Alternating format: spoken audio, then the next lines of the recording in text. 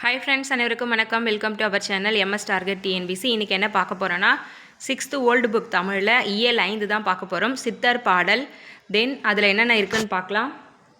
சித்தர் பாடல், தாகம், இளமையில் பெரியார் கேட்ட கேள்வி, தங்கம் மாம்பழமும் சூட்டுக்கோளும். இதில் வந்து பார்த்திங்கன்னா தாகம், தென் தங்கம் மாம்பழம் சூட்டுக்கோளும் வந்து பார்த்திங்கன்னா ஜஸ்ட் நீங்கள் புக்கில் ரீட் அவுட் பண்ணிக்கோங்க. நாம் என்ன பார்க்க போகிறோன்னா இதில் சித்தர் பாடலும் இளமையில் பெரியார் கேட்ட கேள்வி. ஓகேங்களா? ஒரு 10 மினிட்ஸ்க்குள்ளே தான் வீடியோ இருக்க போது. வீடியோ ஸ்கிப் பண்ணாமல் பாருங்கள், கண்டிப்பாக உங்களுக்கு யூஸ்ஃபுல்லாக இருக்கும். தென் நம்ம சேனல் யாருன்னா புதுசாக பார்க்குறீங்கன்னா சப்ஸ்கிரைப் பண்ணி ஃபாலோ பண்ணிக்கோங்க. தென் டெலிகிராம் சேனலில் ஜாயின் பண்ணிக்கோங்க. அதில் டெஸ்ட்லாம் போயிட்டுருக்கு. வேணுன்றவங்க நீங்கள் டெஸ்ட் அட்டன் பண்ணிக்கலாம். சித்தர் பாடல்கள் ஃபஸ்ட்டு. சித்தர் பாடல் வந்து பார்த்துட்டு வந்துடலாம். நம்ம சித்தர் பாடல் ஆசிரியர் வந்து பார்த்திங்கன்னா கடுவெளி சித்தர். கடுவெளி சித்தர். வைதாரை கூட வையாதே, வைதாரை கூட வையாதே, இந்த வைய முழுவதும் பொய்த்தாலும் பொய்யாதே. வைதாரை கூட வையாதே, இந்த வைய முழுவதும் பொய்த்தாலும் பொய்யாதே. வெய்ய வினைகள் செய்யாதே, பொய்யாதே, செய்யாதே, எய்யாதே. வீணில் பறவைகள் மீதில் எய்யாதே. கல்லை வீணில் பறவைகள் மீது எய்யாதே. கல்லை எடுத்து வானில் பறக்கிற பறவை மீது வந்து எரியக்கூடாதுன்னு சொல்கிறாரு. அடுத்து, பாம்பினை பற்றி ஆட்டாதே, உன்றன் பத்தினி மார்களை படித்து காட்டாதே. வேம்பினை உலகில் ஊட்டாதே, உன்றன் வீராப்பு தன்னை விளங்க நாட்டாதே. அடுத்து, போற்றும் சடங்கை நன்னாதே, உன்னை புகழ்ந்து பலரில் புகழல் ஒண்ணாதே. சாற்றும் முன் வாழ்வை எண்ணாதே, பிறர் தாழும் படிக்கோ நீ தாழ்வை பண்ணாதே. கள்ள வேடம் புனையாதே, பல கங்கையிலே உன் கடம் நனையாதே. அடுத்து, கொள்ளை கொள்ள நினையாதே, நட்பு கொண்டு பிரிந்து நீ கோல் முனையாதே. கடுவெளி சித்தர். இது வந்து நம்ம எக்ஸ்ப்ளனேஷன் கொடுக்க வேண்டியதே இல்லை, படிக்கும் போதே நமக்கு இதோட மீனிங்ஸ் புரிஞ்சிடும். ஓகேங்களா? இதில் நம்ம முக்கியமாக படிக்க வேண்டியது பார்த்திங்கன்னா இதுதான். இது வந்து இம்பார்ட்டண்ட், எக்ஸாமில் வந்து கேட்கக்கூடியது. இதை நீங்கள் நோட் பண்ணி வச்சுக்கோங்க. வைதாரை கூட வையாதே, இந்த வையம் முழுவதும் பொய்த்தாலும் பொய்யாதே. வெய்ய வினைகள் செய்யாதே, கல்லை வீணில் பறவைகள் மீது எய்யாதே. கடுவெளி சித்தர். இதுதான் வந்து இம்பார்ட்டன்ட். இந்த லைன்ஸை நீங்கள் நோட் பண்ணி வச்சுக்கோங்க. இதில் பார்த்தீங்கன்னா யாருடைய பாடல்களில் நீதி கருத்துக்கள் மிகுதியாக இருக்குன்னு பார்த்தீங்கன்னா கடுவெளி சித்தர். அவருடைய பாட்டில் தான் வந்து பார்த்திங்கன்னா நீதி கருத்துக்கள்லாம் அதிகமாக இருக்கும். யாருடைய பாடல்களில் நீதி கருத்துக்கள் மிகுந்து காணப்படும்னா கடுவெளி சித்தர் பாடல்களில் தான். சுமார் 400 ஆண்டுகளுக்கு முன் தமிழகத்தின் காடு மலைகளில் வாழ்ந்தவர்கள் தான் யாருன்னா சித்தர்கள். சுமார் 400 ஆண்டுகளுக்கு முன் தமிழகத்தின் காடு மலைகளில் வாழ்ந்தவர்கள் சித்தர்கள். இவருடைய இயற்பெயர் தெரியல. கடுவெளினா சுத்தவெளி, கடுவெளினா சுத்தவெளி, அதாவது பிரம்மம்னு சொல்லுவாங்க. பிரம்மத்தை கடுவெளி என்றதால் கடுவெளி சித்தர் எனப்பட்டார். ஓகேங்களா? கடுவெளி சித்தர் வந்து உருவ வழிபாடு செய்யாமல் வெட்ட வெளியே கடவுளாக வழிபட்டவர். இந்த கொஷின் ஆல்ரெடி வந்து டிஎன்பிசி கொஷினில் கேட்டிருக்காங்க. கடுவெளி சித்தர் வந்து உருவ வழிபாடு செய்யாமல் வெட்ட வெளியே என்ன பண்ணியிருப்பார்? கடவுளாக வழிபட்டிருப்பார். பாம்பாட்டி சித்தர், குதும்பை சித்தர், அழுகுனி சித்தர் என்பன எல்லாமே காரண பெயர்கள். இதில் பாம்பாட்டி சித்தர், குதும்பை சித்தர், அழுகுனி சித்தர் இது எல்லாமே என்ன பெயர்? காரண பெயர்கள். இவரது பாடல்களில் என்ன அதிகமாக இருக்குன்னு கேட்டிங்கன்னா நீதி கருத்துக்கள் தான் மிகுந்து காணப்படும். நான் ஃபர்ஸ்ட்லேயே ஒரு கொஷினாக எழுதியிருக்க பாருங்கள். யாருடைய பாடல்கள் நீதி கருத்துக்கள் மிகுந்து காணப்படும்னா கடுவெளி சித்தர். இதில் 34 பாடல்கள் வந்து இவர் பாடியுள்ளார். எளிய சொற்களில் வந்து இவர் பாடல்களில் பாடுவார். இன்னொரு டைம் பார்த்துடலாம். சுமார் 400 ஆண்டுகளுக்கு முன் தமிழகத்தின் காடு மலைகளில் வாழ்ந்தவர்கள் யார்? சித்தர்கள். இயற்பெயர் வந்து தெரியாது. கடுவெளி என்றால் வெட்டவெளி, அப்படிலாம் சுத்தவெளி, அதாவது பிரம்மம்னு சொல்லுவாங்க. பிரம்மம்னா என்ன? உலகம். பிரம்மத்தை கடுவெளி என்றதால் கடுவெளி சித்தர் எனப்பட்டார். கடுவெளி சித்தர் என்ன பண்ணுவார்னா உருவ வழிபாடு இல்லாமல் வெட்டவெளியே கடவுளாக வழிபட்டிருப்பார். இதில் வந்து பார்த்திங்கன்னா பாம்பாட்டி சித்தர், குதும்பை சித்தர், அழுகுனி சித்தர் எல்லாமே வந்து பார்த்திங்கன்னா காரண பெயர்கள்னு சொல்கிறாங்க. இவரது பாடலில் நீதி கருத்துக்கள் மிகுந்து காணப்படும். 34 பாடல் வந்து இவர் பாடியிருக்காரு. அதுவும் எளிய சொற்களில் அறிவுரை வந்து கூறியவர் யாருன்னு கேட்டிங்கன்னா கடுவெளி சித்தர் தான். அடுத்து, இந்த பாடலில் இருக்கக்கூடிய சொற்பொருள் பார்க்கலாம்.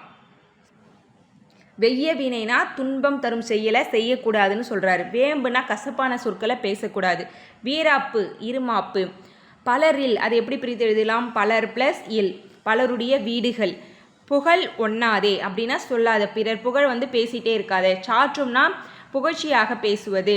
கடம்னா உடம்பு. இதை நோட் பண்ணிங்க. கடம்னா என்னன்னு கேட்கறதுக்கு சான்ஸ் இருக்குது சொல்லும் பொருளில். கடம் இதை கேட்டுங்க. அப்புறம் வீராப்பு இதை நோட் பண்ணி வச்சுக்கோங்க. வெய்ய வினை துன்பம் தரும் செயல். இதெல்லாம் வந்து பார்த்திங்கன்னா முக்கியமான சொல் பொருளில் வரும். சாற்றும்னா புகழ்ச்சி பேசுவது. அடுத்து இளமையில் பெரியார் கேட்ட கேள்வி. இதை பார்த்துட்டோம்னா நம்ம வீடியோவே ஃபினிஷ் ஆகிடும். ஓகேங்களா? நம்ம இம்பார்ட்டன்ட் மட்டும்தான் பார்த்துட்ருக்கோம். ஓல்டு புக் வந்து நம்ம ஃபாஸ்ட்டாக ரிவிஷன் பண்ணுறோம். ஆல்ரெடி வந்து எல்லாரும் ஒரு முறை படிச்சிருப்பீங்க. இருக்கிறத நம்ம ரிவிஷன் பண்ணிக்கலாம். புதுசாக படிக்கிறவங்களுக்கு இது என்னென்னா இம்பார்ட்டண்ட்டான விஷயத்தை தெரிஞ்சுக்கிறதுக்கு இந்த வீடியோ ஹெல்ப்ஃபுல்லாக இருக்கும். இதில் இளமையில் பெரியார் கேட்ட கேள்வின்னு ஒரு டாபிக் வந்து புக்கில் இருக்கும் உரைநடையில்.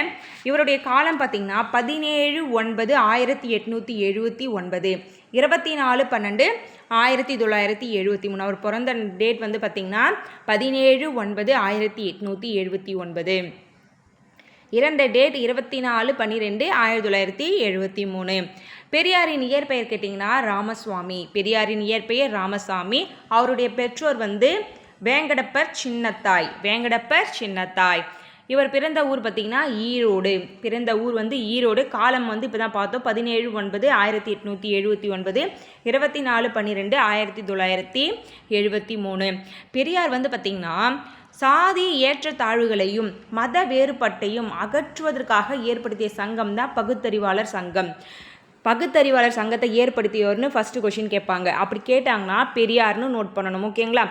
பெரியார் வந்து சாதி ஏற்றத்தாழ்வையும் மத வேறுபாட்டையும் அகற்றுவதற்காக ஏற்படுத்திய சங்கம் தான் என்னது? பகுத்தறிவாளர்கள் சங்கம். பகுத்தறிவாளர்கள் என்ன? அறிவுடையவர்கள்னு வச்சுக்கோங்களேன். அறிவுடையவர்கள் எல்லாமே என்ன பண்ண மாட்டாங்க? சாதி ஏற்றத்தாழ்வு பார்க்க மாட்டாங்க, மத வேறுபாடு பார்க்க மாட்டாங்க. ஓகேங்களா? அந்த காலத்தில் இதெல்லாம் வந்து மிகுதியாக இருந்தது. ஓகேங்களா? சாதி வர்ணாசிரம கொள்கையெல்லாம் நிறைய அப்போ வந்து ஃபாலோ பண்ணாங்க. பெரியார் வந்த பிறகு தான் அதெல்லாம் வந்து குறைய ஆரம்பிச்சது. பெரியார் வந்து சாதி வேற்றுமை பார்க்குறத வந்து ரொம்ப எதிர்த்தார். அதுக்கப்புறம் பெண்ணடிமையை எதிர்த்தார். இதெல்லாம் பெரியார் வந்த பிறகு தான் நம்ம நாட்டில் வந்து நடந்தது. பெரியார் வந்து சாதி ஏற்றத்தாழ்வுகளையும் மத வேறுபாட்டையும் அகற்றுவதற்கு அடியோடு பாடுபட்டார். ஓகேங்களா? அடுத்து கேரளாவில் உள்ள வைக்கத்தில் தாழ்த்தப்பட்ட மக்கள். கேரளாவில் உள்ள வைக்கத்தில் தாழ்த்தப்பட்ட மக்கள் கோயில் சுற்று தெருவில் நடப்பதற்கான தடையை எதிர்த்து போராடி வெற்றி பெற்றதால் பெரியார் வைக்கம் வீரர் என்று அழைக்கப்பட்டார். கோயில் உள்ள கூட கிடையாதுங்க, நல்லா நோட் பண்ணுங்க. கோயில் இருக்கும், அந்த கோயில் சுற்றி ஒரு தெரு இருக்கும், 4 பக்கமும் வந்து 4 தெரு இருக்கும். அந்த தெருவில் நடக்கிறது கூட வந்து வைக்கம்ன்ற இடத்துல மக்களுக்கு வந்து தாழ்த்தப்பட்ட மக்களுக்கு என்னவா இருந்திருக்கு? தடையாக இருந்திருக்கு. அதை வந்து போராடி வெற்றி பெற்றதால் இவர் வைக்கம் வீரர் என்று அழைக்கப்பட்டார். அந்த வைக்கம் போராட்டம் பார்த்திங்கன்னா 1924 நடந்திருக்கு. 1924. அடுத்து பாருங்கள், தன்னைத்தானே மதிப்பதும் தன் மரியாதையை தக்க வைத்து கொள்வது சுயமரியாதைன்னு சொல்லியிருக்கார். தன்னை நானும் மதிப்பதும் தன் மரியாதையை தக்க வைத்து கொள்வது சுயமரியாதைன்னு சொல்லியிருக்காரு. இது வந்து சுயமரியாதை. பெரியார் சுயமரியாதையும் மரியாதையும் தன் இரு கண்களாக கருதினார். பெரியார் வந்து மரியாதையும் தன் இரு கண்களாக கருதியவர். கொஷின் எப்படி கேட்பாங்கன்னா, இந்த கொஷினும் நோட் பண்ணிக்கோங்க. மரியாதையும் தன் இரு கண்களாக கருதியவர் யாருன்னு கேட்பாங்க? பெரியார். அடுத்து சுயமரியாதை இயக்கம். ஓகேங்களா? 1925. அடுத்து இவருக்கு பெண்கள் மாநாட்டில் பெரியார் என்ற பட்டம் வழங்கப்பட்டது. பெண்கள் மாநாட்டில் அதை வழங்கியவர் பார்த்திங்கன்னா எஸ் தர்மம்மாள். பெண்கள் மாநாட்டில் இவருக்கு பெரியார் என்ற பட்டம் வழங்கப்பட்டது. வழங்கியவர் வந்து பார்த்திங்கன்னா எஸ் தர்மம்மாள். தன் வாழ்நாளில் கிட்டத்தட்ட 8600 நாட்கள் என்ன பண்ணியிருக்காரு? மக்களுக்காக சமூக தொண்டாற்றிருக்காரு. 8600 நாட்கள். இவர் வந்து 13,12,000 கிலோமீட்டர் தூரம் பயணித்து 10,700 கூட்டங்களில் 21,400 மணி நேரம் மக்களுக்காக உரையாற்றி சமூக தொண்டாற்றிருக்கார். ஓகேங்களா?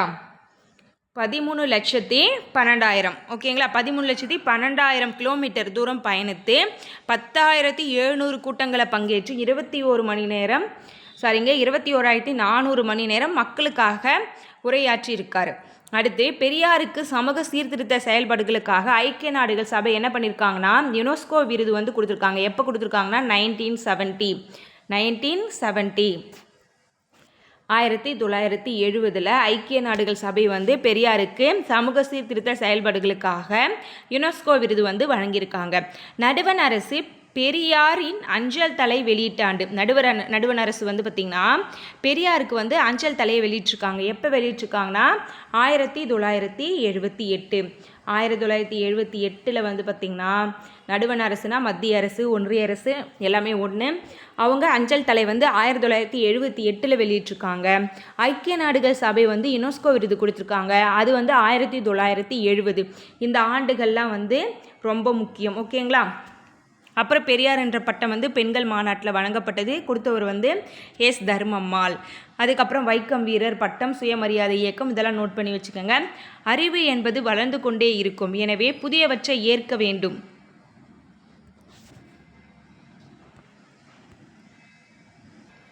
அறிவு என்பது வளர்ந்து கொண்டே இருக்கும், எனவே புதியவற்றை ஏற்க வேண்டும் என்று கூறியவர் வந்து யாருன்னு கேட்டிங்கன்னா பெரியார் அவர்கள். ஓகேங்களா? அவ்வளோதான், இந்த லெசன் இதோட ஃபினிஷ் ஆகுது. இயல் 5 வந்து சின்னதாக நம்ம வந்து ஸ்டோரிலாம் நீங்கள் ஜஸ்ட்டு வந்து புக்கில் ரீட் அவுட் பண்ணிக்கோங்க, போதுமானது. இப்போ நம்ம இம்பார்ட்டன்ட் பாயிண்ட்ஸ் மட்டும் பார்த்துருக்கோம். நீங்கள் இந்த பாயிண்ட்ஸ்லாம் படிக்காமல் இருந்தீங்கன்னா நோட் டவுன் பண்ணி படிச்சுக்கோங்க. வீடியோ உங்களுக்கு பிடிச்சிருக்குன்னு நினைக்கிறேன். பிடிச்சிருந்தா வீடியோக்கு ஒரு லைக் பண்ணி வச்சுக்கோங்க. தென் நம்ம சேனலை யாரும் புதுசாக பார்க்குறீங்கன்னா சப்ஸ்கிரைப் பண்ணி ஃபாலோ பண்ணிக்கோங்க. டெலகிராம் சேனலில் வந்து பார்த்திங்கன்னா டெஸ்ட்டு போயிட்டுருக்கு. அந்த டெஸ்ட்டெலாம் அட்டன் பண்ணுறோன்னு நினைக்கிறவங்க நீங்கள் ஆட் ஆகிக்கலாம். ஓகேங்களா? தென் 100 days டெஸ்ட்டும் தென் ஜிஎஸ்க்கும் தமிழுக்கும் போயிட்டுருக்கு. அதுவும் வந்து பிளேலிஸ்ட் செக் பண்ணி பாருங்கள். புதுசாக பார்க்குறவங்க அதை ஃபாலோ பண்ணிக்கோங்க. தேங்க்யூ.